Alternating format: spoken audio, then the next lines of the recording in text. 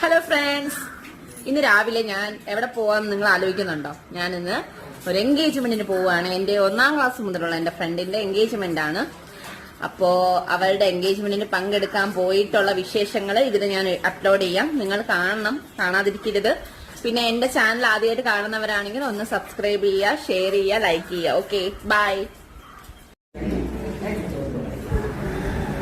അങ്ങനെ ഞാൻ ഇവിടെ മണ്ഡപത്തിലെത്തി. മണ്ഡപം സിമ്പിളായിരുന്നു, വലിയ ആർഭാടമൊന്നുമല്ല.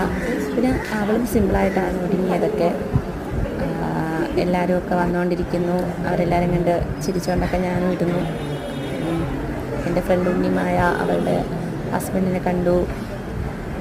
കുറച്ച് നേരമൊക്കെ അവിടെ ആൾക്കാരൊക്കെ, അങ്ങനെ അവിടെ കുറേ ആൾക്കാരൊക്കെ വന്നു. ഡ്രിങ്ക് കിട്ടി, കണ്ടോ ഒരാൾ കുത്തുന്നുണ്ടോ?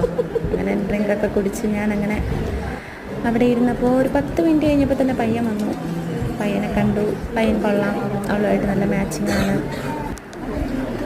പയ്യനങ്ങനെ ഓക്കെ ഉള്ള രീതിയിൽ ഇരുന്നു. പിന്നെ കുറച്ച് കഴിഞ്ഞപ്പോൾ തന്നെ നമ്മുടെ പ്രാർത്ഥന തുടങ്ങി. പ്രാർത്ഥന ഇത്തിരി അധികം ഉണ്ടായിരുന്നു.